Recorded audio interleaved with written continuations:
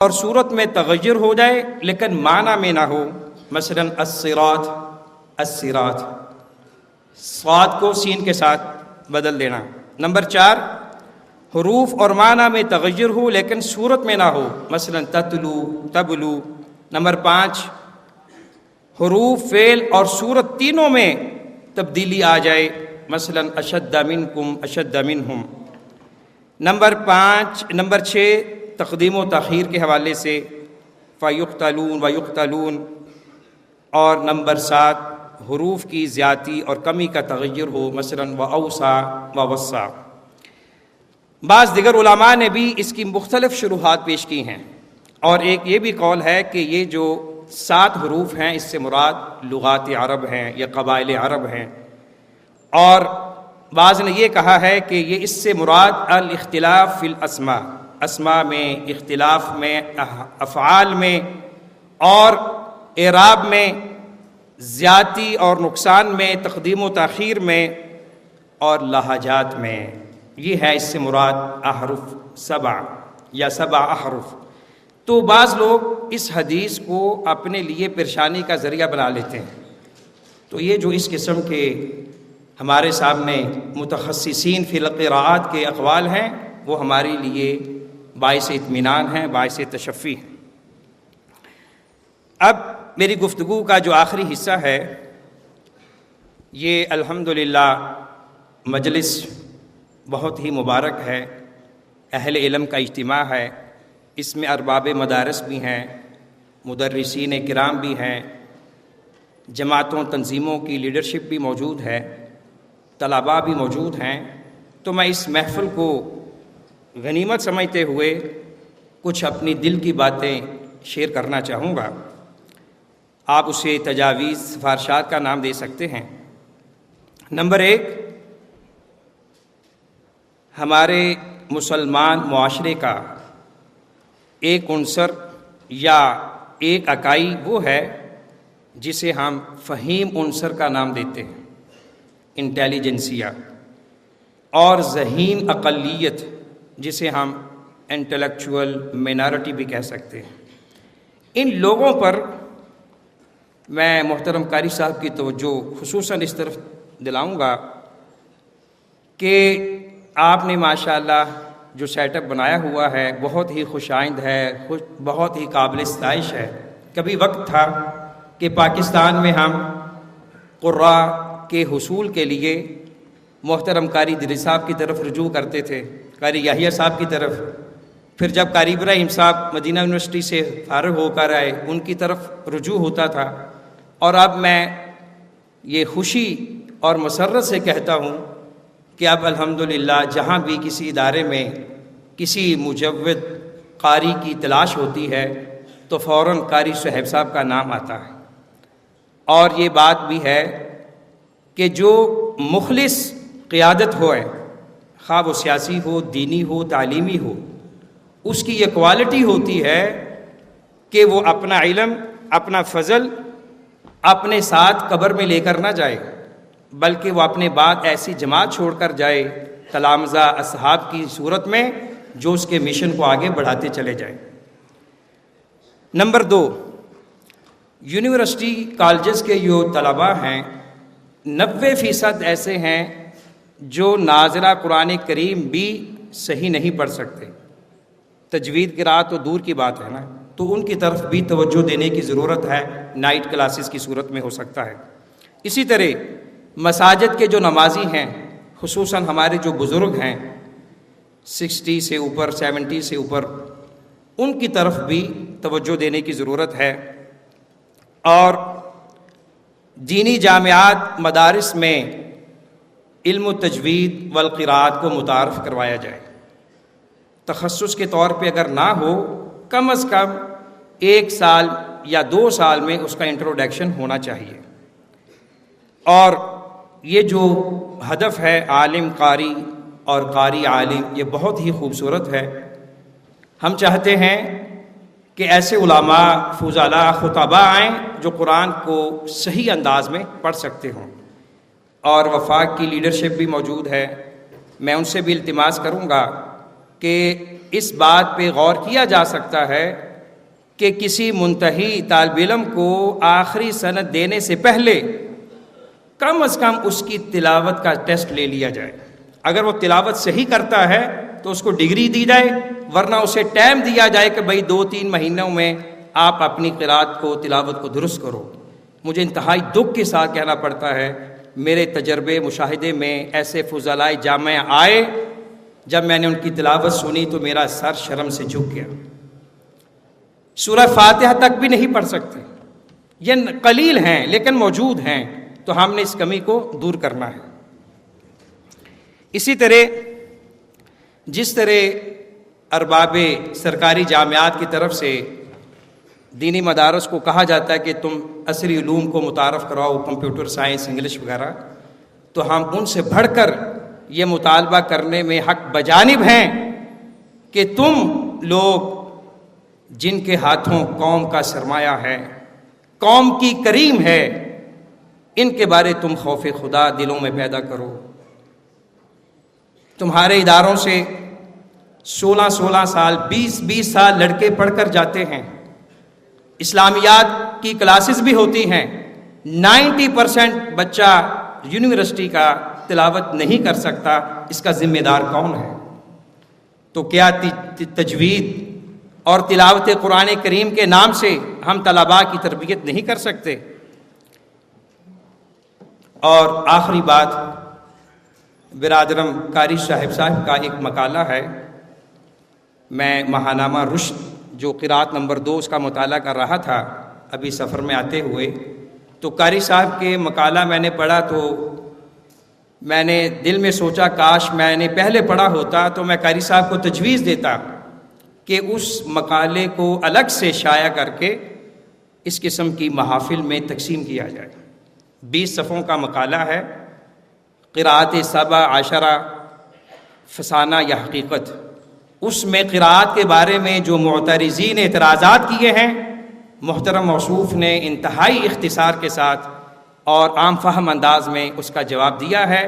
میں تمام حضرات سے گزارش کروں گا کہ وہ اس مقالے کا مطالعہ کریں. والسلام علیکم ورحمۃ اللہ وبرکاتہ. ناظرین کرام، یہ تھے ہمارے مہمان ڈاکٹر طاہر محمود صاحب حفظہ اللہ ورعاہ. میری اللہ رب العزت سے دعا ہے کہ اللہ رب العزت ان کے معامل میں برکت فرمائے. میں صرف ایک پیغام دوبارہ چھوڑنا چاہتا ہوں آپ احباب کے لیے.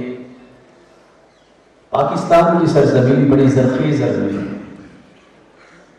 بہت اسکل موجود ہے، برین بھی موجود ہے، لیکن اہتمام نہ کرنے کی وجہ سے سارے کے سارے لوگوں کا یہ مائنڈ بن چکا ہے کہ پاکستان کو چھوڑا جائے.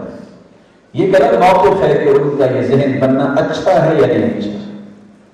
ہم اصحاب قسط و خشاک سے یہ گزارش کرتے ہیں اور ارباب مدارس سے یہ گزارش کرتے ہیں کہ سلف صالحین کا وہ رویہ جس کی وجہ سے آج اسلام کی وہ رونق ہمیں کتابوں میں نظر آتی ہے اور ان کی زندگیوں میں بھی نظر آتی ہے، وہ رویہ کون سا تھا کہ ایک شخص دین کا عالم بھی ہوتا اور قرآن مجید کا بہترین قائل بھی ہوتا. صحیح بخاری کی شرح لکھنے والے ابن حجر اسقلانی جہاں بہت بڑے محدث ہیں، وہاں ابن جزری رحمۃ اللہ علیہ جیسے قرات کے اماموں سے پڑھنے والے تھے. امام ذہبی کا جہاں مقام ہے محدثین میں، وہاں وہ قرات کے بارے میں کتاب لکھ رہے ہیں طبقات القرہ کے نام سے. اس وقت پاکستان کی سرزمین میں ضرورت ہے ایک عالم جب تقریر کرے تو جب تلاوت کا موقع آئے تو وہ اس سے اچھی کرے. یہ تصور کہ عالم ہے قاری نہیں ہے، یا قاری ہے تو اس کے پاس علم دین نہیں ہے، وہ قرآن مجید کا ترجمہ نہیں جانتا، اس فکر کو درست کرنے کے لیے بلکہ میں یہ کہنا چاہوں گا جمع بین الحسنیین، قرات اور تلاوت اور اسی طرح دینی تعلیم کو اکٹھا کرنے کے لیے کلت القرآن الکریم و تربیت اسلامیہ کا وجود پاکستان میں ہوا اور یہ اللہ کی توفیق سے ہوا. میری اللہ سے دعا ہے کہ اللہ رب العزت ہم سب کو توفیق عطا فرمائے، ہم دونوں چیزوں کا اہتمام کرنے والے بن جائیں. ہوتا یہ ہے کہ جب ہم اس بات کو سامنے نہیں رکھتے تو بسا اوقات قرآن مجید کی ایسی آیت پڑھتے ہیں، بہت سارے ساتھی سوچ رہے ہوں کہ نیت خالص ہو تو پھر تو ٹھیک ہی ہے کہ قرآن مجید کے الفاظ کے ہی معنی ہیں. اب اللہ اکبر، اللہ بہت بڑا ہے. جو بھی ڈاکٹر صاحب بیان کر رہے تھے، اگر اس کی ادائیگی پرنسیشن میں غلطی کریں گے تو قیامت سے تعلق رکھتی ہے.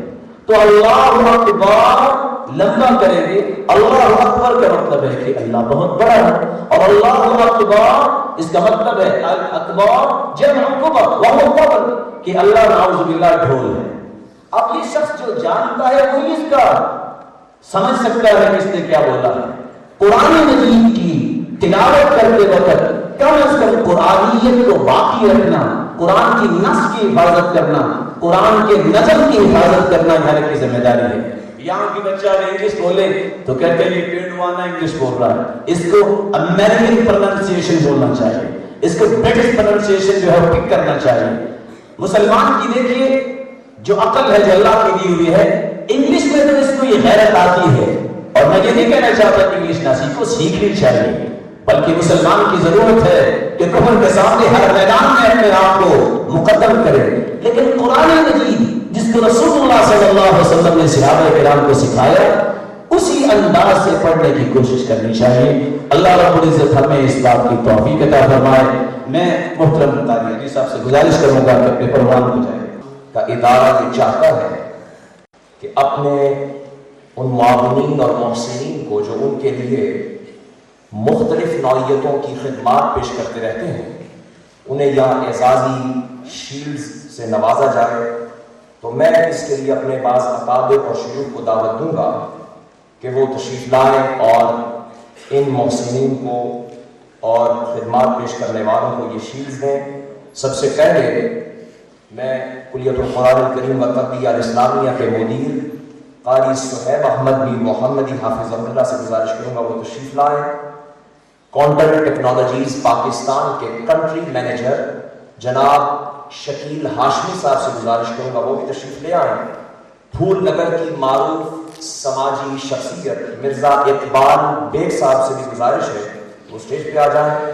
ملک اشرف صاحب، امان اللہ صاحب اور اصول کے بہت ہی موقر سماجی کارکن مسعود احمد بھٹی صاحب سے گزارش ہے وہ بھی تشریف لے آئیں. اور الحمرہ ہال کے ایگزیکٹو ڈائریکٹر محمد علی بلوچ صاحب سے بھی گزارش ہے وہ بھی تشریف لے آئیں. اور وہ حضرات جن کو یہاں اعزازی شیلڈ سے نوازا جائے گا ان میں سے سب سے پہلے میں عبید الرحمان صاحب سے گزارش کروں گا کہ تشریف لائیں اور ان اکابر مشائخ اور سماجی کارکنان معتبر حضرات سے وہ شیلڈ وصول کریں. عبید الرحمان صاحب.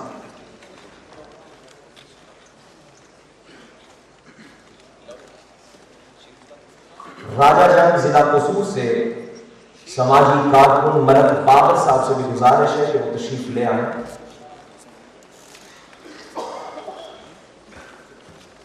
عبید الرحمان صاحب.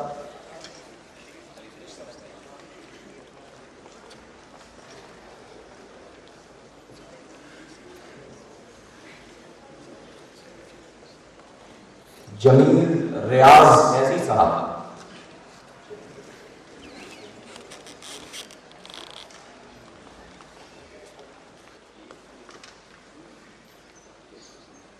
محمد بلال احمد صاحب.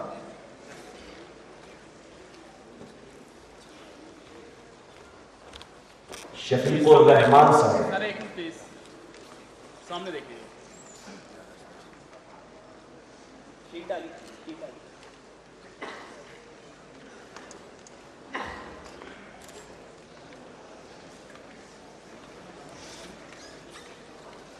جمشید علی صاحب.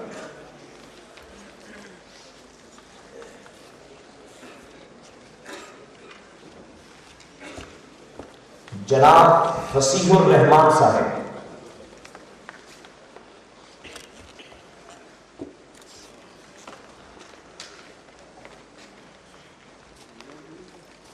جناب حاجی محمد سرور صاحب.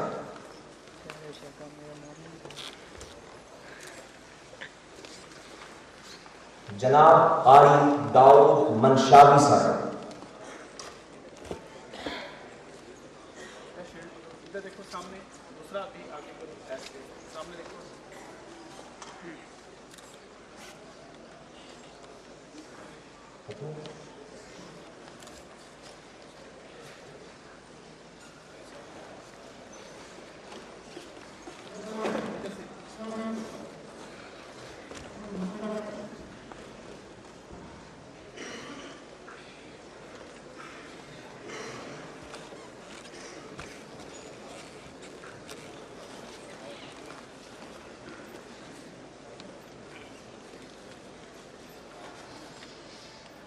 ہم الحمرا آرٹ کونسل کے چیف ایگزیکٹو محمد علی بلوچ صاحب کے تہ دل سے ممنون ہیں کہ انہوں نے اس پروگرام کے انعقاد میں خصوصی تعاون فرمایا، اپنی نگرانی میں تمام انتظامات مکمل کروائے۔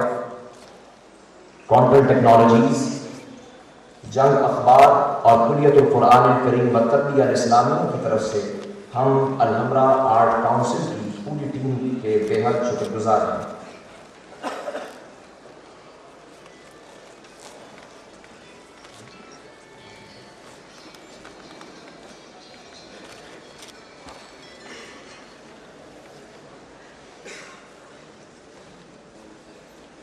اب میں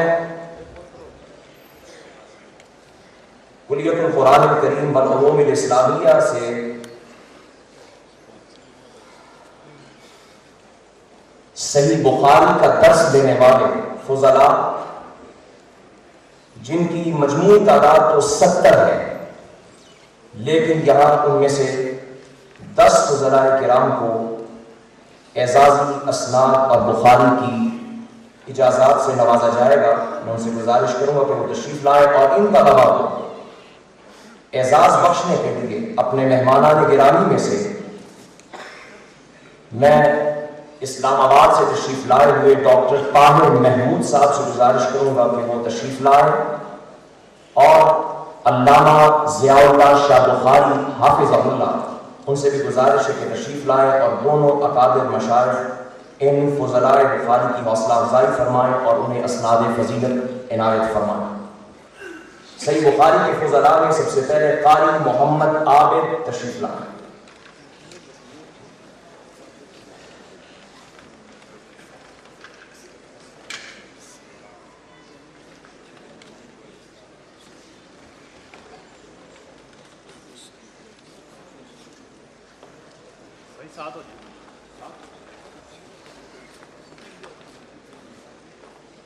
سامنے دیکھیں، یہ شیڈ پڑ رہے ہیں سامنے۔ قاری یاسر ہزاروی،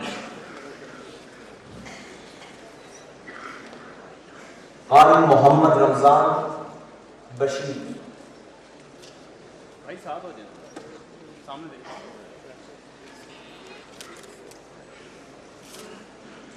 قاری یحییٰ عباسی،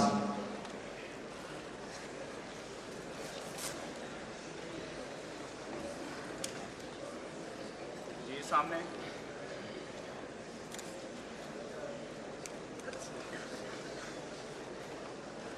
قاری احمد علی،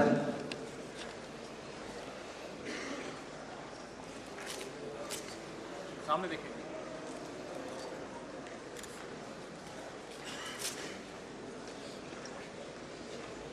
محترم جناب قاری عبدالرشید صاحب اسلم،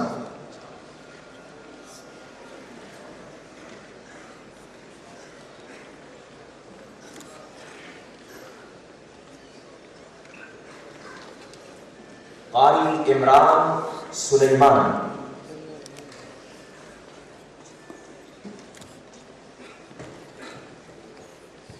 قاری عبد الوہاب،